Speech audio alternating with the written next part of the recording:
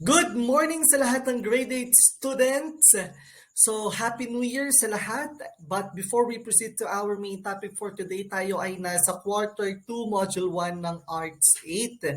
So, pag-uusapan natin sa lesson na to ang patungkol sa elements and principles of arts and crafts in East Asian countries. So, syempre, bago tayo mag-proceed sa mga arts and craft ng mga bansa sa East Asia, we need to understand first the elements and principles of arts para mas madali na lang sa atin maintindihan ang mga crafts ng mga bansa sa East Asia. So China, Japan, North Korea, and South Korea are all considered to be part of East Asia. So each of these countries ay may iba't ibang distinct culture. Alam naman natin yan, sa bawat bansa may iba't ibang kultura. So however, share a few traits, including a high sense of self-awareness and public behavior norms. So dahil nga sila ay magkakalapit na bansa or magkakapit-bahay, nagkakaroon sila ng sharing of culture. So ano-ano yon? So later we will discuss that. The term composition refers to the arrangement of visual elements in painting or other work of art. So ibig sabihin, halimbawa sa painting composed of what? Siyempre, kung painting yan, ginagamitan ng mga anong materyales. So alam nyo na yon.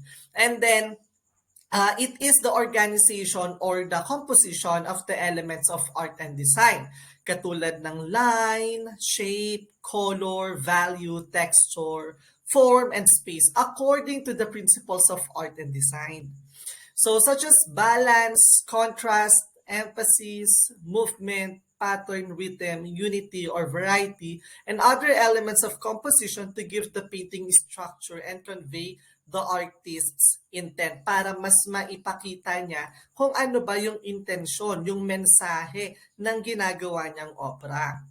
Alam naman natin na pag sinabi nating art, it is the expression or application of human creative skills and imagination. So, di ba nga, sabi nga natin, kung hindi na-express through words o through phrases ng mga tao ang kanilang mga saloobin, gumagamit sila ng arts. They can sing, minsan yung mga musika ay napapalooban ng mga lyrics na kung ano yung laman o bulso ng kanilang damdamin. Same with the arts, Halimbawa, nag-drawing ka, masama loob mo, syempre, ang obra na magagawa mo, it has something to do with anger, okay?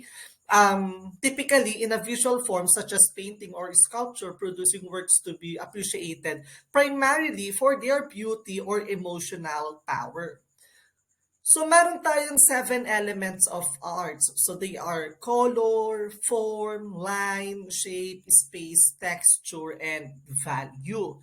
Ito ay napag-aralan na natin noong kayo ay grade 7. Likewise, noong kayo ay elementary. So, ito ay review lang. But for this morning, we are going to talk about the 10 common principles of art.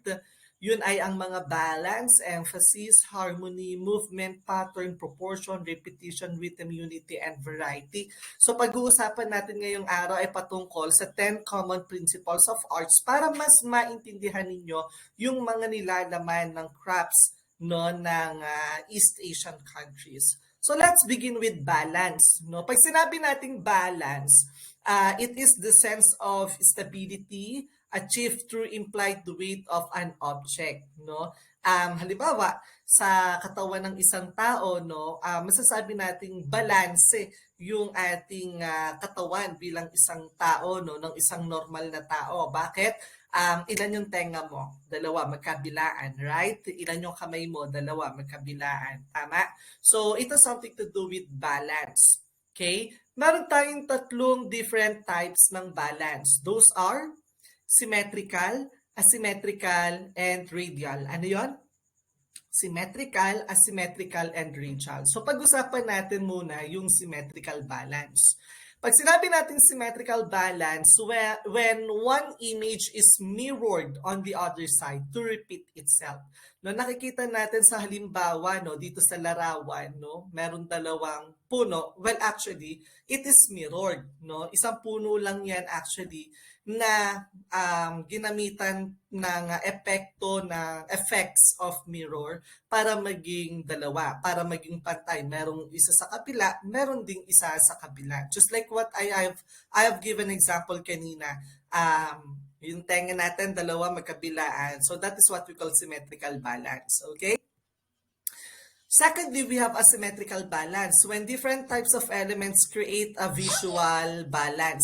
So like for example, dito sa nakikita natin, no, hindi man siya katulad ng symmetrical na talagang magkahawig, but it has something to do with the objects na meron dun sa kabila na similarly alike, no, magkahalintulad para magmukhang balanse yung kanilang imahe. Okay, that is what we call a symmetrical balance.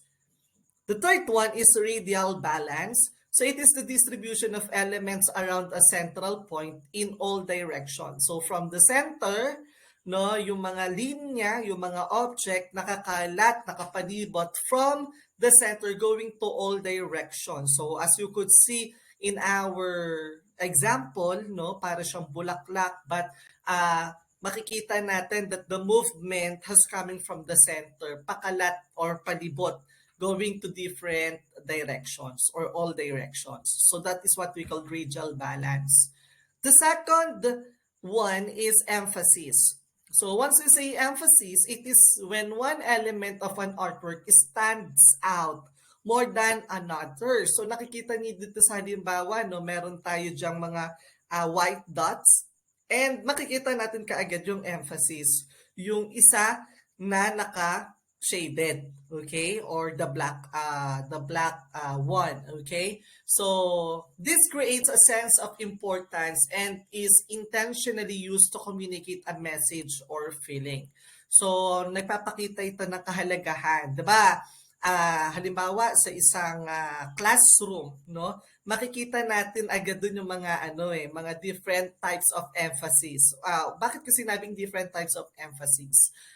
May mga estudyante kasi na iba-iba yung kanilang mga talento. So iba-iba sila ng stand out or stands out, no, sa kanilang mga personality. Meron diyan pagdating sa kantahan, may nangingibabaw. So that is the emphasis for the singers, no? Meron diyan in terms of academic, may nangingibabaw din. So ito something to do with the emphasis. Pinapakita niya kung sino sa kanila yung dapat bigyang pansin. The third one is movement. So makikita niyo naman dito sa halimbawa, no, merong isang tao na nagba-basketball, look like didribble at tumatakbo. So it is the visual flow of your artwork. It is the path that you intend your viewers' eye to follow. So saan siya papunta? Going left kung kayo ay nakaharap. Pero kung kayo ay nandoon sa position niya, it is going right. Okay? The fourth one is proportion. Pag sinabi natin proportion, it is the relationship of two or more elements in a design and how they compare with one another. So it is said to be harmonious when a correct relationship exists between the elements with respect to size or quantity. So, nagpapakita ito ng relasyon ng dalawa o higit pang mga elemento o disenyo na kung saan they are comparable with one another. Okay? Katulad nung nasa larawan. So, ito something to do with proportion. Okay, so pag sinabi naman nating repetition, panglima, no? It is simply repeating a single element so many times in a design. So halimbawa, nakikita nyo sa larawan, no, halos magkakamukha sila. So it has something to do with the repeated patterns. No? Ang tawag dyan, repetition. So you can draw a line horizontally and then draw several others next to it. Kumbaga, para kung maaalala ninyo, when we were in elementary or when we were in preparatory, no, ang una natin ginagawa is repetition of lines. So, ang ginagawa natin, nagdo-drawing tayo ng maraming linya na magkakahalintulad because that is what we call practice. But in the design, that is what we call repetition. Okay? Pang-anim is rhythm. So it is a principle of design that suggests movement or action. So it is usually achieved through repetition of lines, shapes, and colors. So katulad ng nasa larawan, parang gumagalaw siya, no? Through the use of lines, shapes, and of course, the effect of colors. Number 7 is unity. In an artwork, creates a sense of harmony and wholeness by using similar elements within the composition and placing them in a way that brings them all together, just like what the example uh, portrays. Ayan. So ito something to do with the unity. Number 8, variety. So pag sinabi nating variety, it adds interest by using contrasting elements within the composition, katulad ng nasa larawan. Because this variety is the counterweight to harmony and creates visual interest by slightly changing or using different elements together in a composition. Next, number 9. Of course, the harmony. So harmony can be described as a sameness, the belonging of one thing with another, the repetition of design, elements katulad ng color, ng texture, ng shape, and form are one of the easiest ways to achieve harmony to create a composition.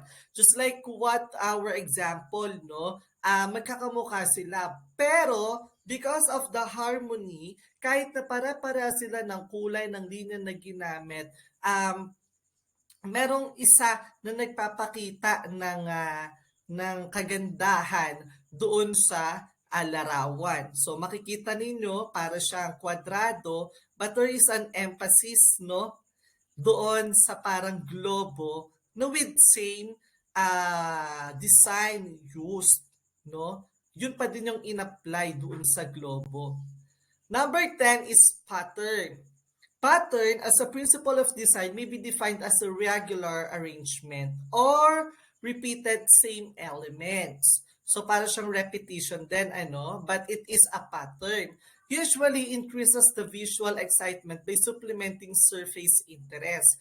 Sir, ano ba pinakaiba ng pattern at saka ng repetition? Pag sinabi nating repetition, pwedeng katulad ng hinalimbawa natin, mga linya na magkakahalin tulad. So, yung mga linya na ginamit na yon, pwede mong gamitin yon as your pattern. Halimbawa, mga heart, no? Repetitive design of hearts, no? Ano yung pattern mo? Yung puso na pinaulit-ulit mo. Okay? So, pattern has something to do with the same shapes used sa repetition. Okay? I hope it's clear. So let's have a short test. Number 1, what are the 10 principles of arts? So 10 po yan.